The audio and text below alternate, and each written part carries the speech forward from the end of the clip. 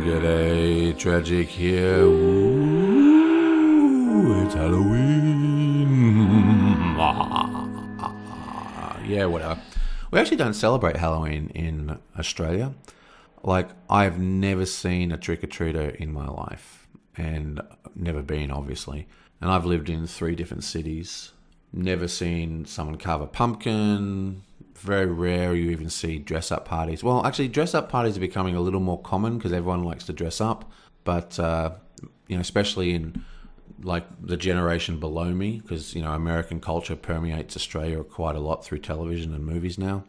But yeah, no, Halloween's a non-entity here. I mean, the big mega corporations, they, that run the fruit markets and all that kind of stuff. You go into the big supermarket chains and you'll have a Halloween stand or whatever, but no one's buying a pumpkin and carving it and sticking it on their doorstep or whatever.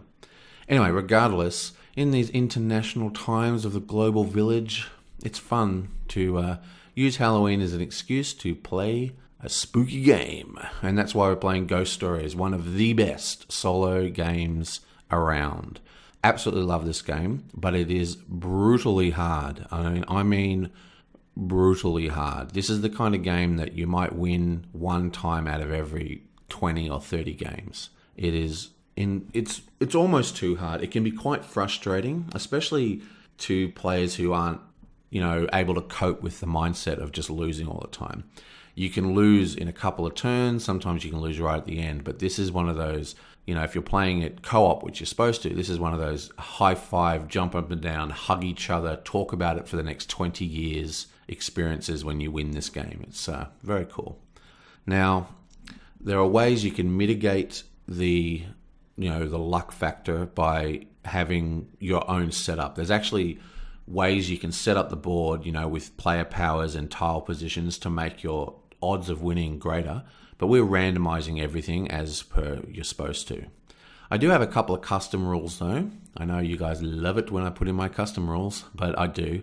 Basically, I start the game with 4 chi on every character instead of 3 chi, and I also shuffle in 2 boss ghosts at the bottom of the deck instead of just the 1.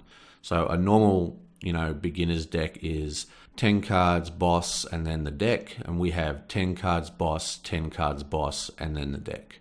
Plus we have an extra chi. So it's a bit of both. Now we are going to be using the White Moon expansion, which is the best kind of expansion. This is an expansion that it isn't just adding more stuff, like say an Eldritch Horror expansion or an Arkham Horror expansion, even though they do add small, adjustments to the game design. But this makes it a completely different game. Ghost Stories was a bit like Arkham Horror. It's like this continually steady rise into difficulty and just gets more and more and more difficult till you're overwhelmed. It was a pure wave survival. Now, the White Moon expansion changes that difficulty curve. It starts off incredibly difficult. So many things can go wrong at the beginning of the game. It's just crazy. But if you can survive to, just before the mid-game, the game actually, the curve changes and it becomes a lot easier, which is, I actually think is better and better for players, because while I do love the difficultiness of Ghost Stories, it can be frustrating, and White Moon, I think, is just a tad easier than Ghost Stories, and just getting that little extra help really, it helps. So we're going to be playing that, but we randomized everything, and I think that's about it. So let's get into this Ghost Stories, and hopefully we can get a win on camera. But I would not count on it. Okay, so here we are, Ghost Stories. Whoa! As you saw, everything was randomized. We randomly selected the tile to discard, which in this case was the Kung Fu School, which is the new tile that comes with White Moon, and it's an extremely strong tile and one of my favorites. Makes a huge difference, especially if you get a bunch of blacks. Bummer. So it's the original tile setup, and then we randomly selected the tile order, we randomly selected the player order starting with yellow, and then we randomly selected which side of the cards. Randomly selected, using dice again, the position of the portal. And our setup has a lot of good points and a lot of bad points. Let's just first go through the player powers we have in action. For starters, we've got the bottomless pockets for the yellow monk, which is the one that allows him to take a token every single turn, take a Tau token. That's extremely strong and arguably one of the best powers in the game. The yellow bottomless pocket monk is usually the monk you play if you're using the traditional solo rules for most people. For blue, we have the and power. Basically, blue has two powers. He has the or power, or he has the and power. This is the and power, as in A-N-D, if you can't understand my ridiculous accent. For those of you overseas, see, I don't actually have an accent. It's everyone else who has accents, but whatever. The and power allows him to activate a village tile as well as do an exorcism in the one turn. This is extremely strong, especially in this particular variant. The All Power, where you get to do 2 tile actions or 2 exorcisms, is also extremely strong, especially in this variant because you can save 2 villages at once. But the beauty of the and power is if you've got the portal on a corner like we happen to have, you can activate the portal tile as well as save a villager every turn. And that can be extremely strong. This is one of the best tiles for him to be on. This is one of the best tiles for the and power.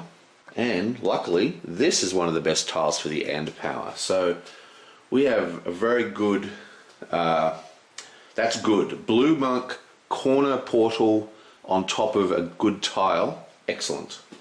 That's really encouraging. For green, we have the re-roll ability, which I don't like as much as the other side. The other side gives her a 4th die, which is really strong, and means that she never rolls the curse die. And that's not as good. It's still pretty cool.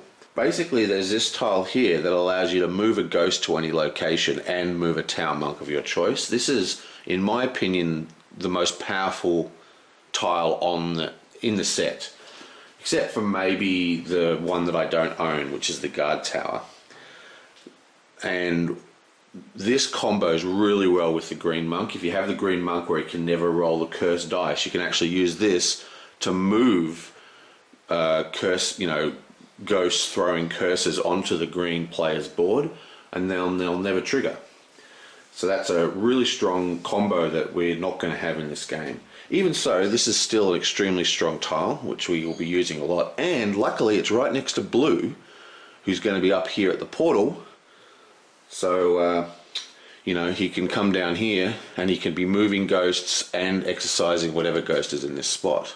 Now for the red, we have the double movement. Now, basically all the powers are good, but I prefer, specifically for this game, this variant, I prefer the helper movement. In this version, this allows him to move twice, so he can get further around. That gives him great mobility. It's really, really cool. Also, you'll note there's these stacks of villages everywhere, right? You can have a maximum of 3 stacks per location. If a villager ever moves into a location with more than 3 tiles or onto a ghosted tile, they instantly die. Okay? Now, you'll see that in action quite a lot because it's a very strong effect.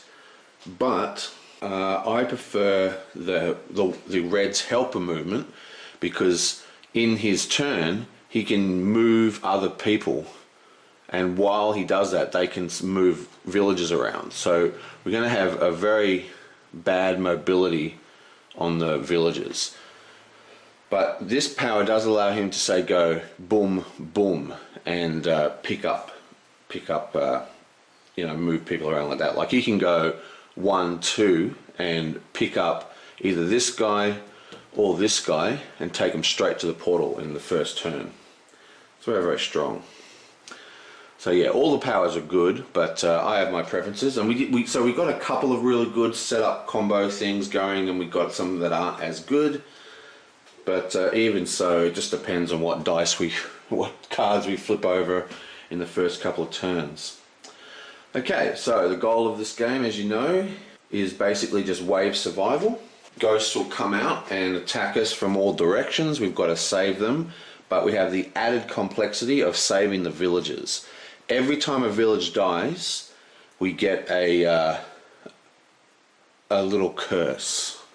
So like, let's take a look at Zhao. Every time Zhao dies, or a member of the Zhao family dies, the player whose turn it is loses 1 chi. And if we save the entire Zhao family, which is in this case a 3-person family, that's like the large families, we then get this reward. So this reward allows the Mystic Barrier to go off, and hopefully we'll see that in action. And the Mystic Barrier is very, very strong. It's part of the balancing segment of this game. But you don't get this unless you save all 3. But you get the curse every single time. So saving villages is a really high priority. Basically, this really changes, I don't know if I said it in the setup, but this really changes the way the game is structured. We start off extremely hard, but it actually gets easier if we survive, you know, into mid-game. Okay, so let's get this party started. It's the yellow's turn, and we're going to flip a card. Oh my lord. Wow. And we start out with a Dark Wraith, an extremely nasty card. So we're going to put this terrible black ghost in the center. Now, if we just have a look at this ghost, these things here are how many tokens we need. We need 3 roll to kill, and each ghost will have might have, these are the 3 positions of the you know, the gravestones. They sometimes don't have gravestones, but the one on the left here is an instant effect, and this icon means that instead of the ghost starting here, it moves straight away. It goes 1 haunting spot straight up. This is the haunting icon, so every turn it does a haunt, and if we kill it, we get this choice of reward. So the first thing we have to do is we place this ghost, and then we trigger the effect, if I just get this out of the way, which moves him up 1, like that. And that has a nasty effect. Basically, this guy has to retreat. This guy's scared, he goes backwards, but because there's a 3 stack in the center tile, he's instantly killed, so he dies straight away. And if we look at him, his little ability here means that we have to remove the bottom card from the deck. Yoink. And it gets discarded from the game, which effectively changes the tempo. It increases the game's speed. Okay, so great. We've already lost 1 member. And then we flip over this tile, reveal the next villager. It's Zhao again. And now we have to decide what we're going to do with yellow. For starters, yellow gets a token of his choice, so I think he's going to take the black. And now we need to know what the hell we're going to do here. I think his best idea is for him to actually move down here, like so, and then he's going to straight away spend his Tau token to activate this location, where he's going to place a black token on it, and now he's going to roll. Now, this token here, basically by spending, these are really, really powerful, okay? These are really powerful, but you shouldn't be too afraid to use them, because, you know, you'll need to. Usually don't use them in turn 1, but this is a particularly nasty ghost. So what we've got a black Tau token here, so the requirements to kill the ghosts are removed because all these guys are preying over black. So this card, even though it's a 3 card, is now a 2 card, plus we have a black token on the yellow. So we only need to roll 1 black to kill that ghost, which I really hope we do. Come on, black. Come on, black. Boom! And we do not get a black. That's horrific. But we do get a white. And a white is a universal color. So that's 1 white, which is, we might say it's a black, a 2nd black from the token, plus a 3rd black from this location, which we don't remove, it just always counts. So that's 1, 2, 3 blacks. Woohoo! This ghost is killed. Yoink. And then we get to take the reward, which in this case is that we can take a chi, or we can take a Tau token, a yin yang token, and we're going to take a yin yang token back. Yeah, boink. Nice. Okay, so blue's turn. Yeah, boing. It is a pretty nasty blue. Not too much of a hassle. This one, as you can see, cancels out the blue's power, but also we have to draw a second ghost. So I think I'm going to put this one right here, and then we have to draw a second ghost. Oh, and it's a horrific ghost. Oh my, look at this. Wow, Shapeless Evil. Okay, so this ghost, it gives us a reward, but it actually haunts a tile straight away. Okay, so wherever we put this ghost, we're going to haunt a tile, and there's only one place we can actually put it. Well, two places. We can either put it here or we can put it here. And the reason for that is, if this tile gets haunted, no villagers are going to die. If, say, this tile gets haunted, then 3 villagers are going to get killed. And the villagers, all their negative effects will trigger, which can be extremely bad. There's some very, very nasty effects. We're going to place this right here, which will haunt this tile. Because there's no villagers on it, it actually flips over. And that is a pretty horrific start. Wow. So now it is Blue's turn. Blue is going to come down here, like so, and attack this ghost, which only has a 1 to kill. Now I forgot to put the token because it's a bit cumbersome to use this token. It's easy enough to see it on the card, but his power is actually covered up by that card. So this ghost has 1 blue. So we should be able to kill this guy because we do have a blue token, but we'd rather not use the blue token. So come on, blue. Boom! And these, okay, these are both blues. Okay, it's hard to see on the camera, I think, but that's a black and these are both blues, because these are like the worst dice in the history of board gaming. And after about 3 rolls, all the colors come off.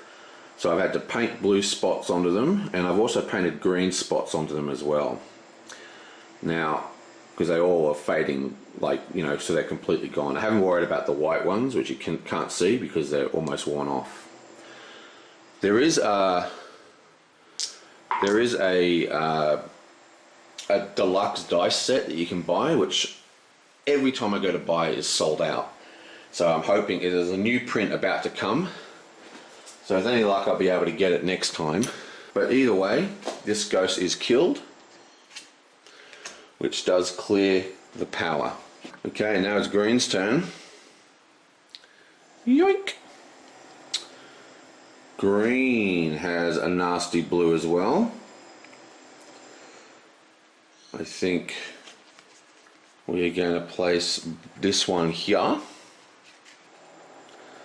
like so. Now this one has the Devour, but it only happens every time his turn comes up, so nothing happens the first time. He only costs 2 to kill, so it shouldn't be too much of a problem. Yeah, I guess I'll put him here. Actually, no, I'm going to put him here. I've got to look at the cursors. Now it's green's turn, so green has to decide what he's going to do here.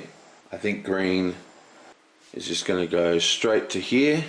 Actually, I think we are going to put the blue ghost here. That's still in shot. I think, do we want to roll? Yeah, and there we are. And then green is going to come down here and roll versus this blue ghost. Now green needs two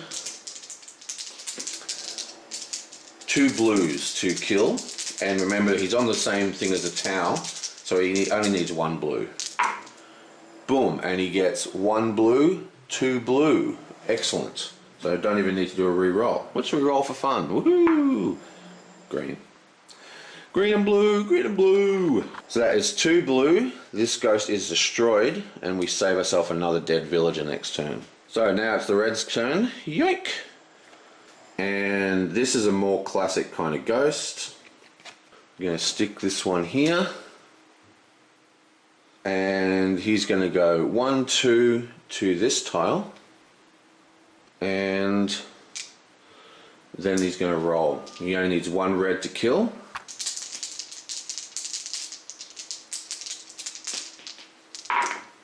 Boom, he gets 2 reds, a white and a red, which kills this ghost.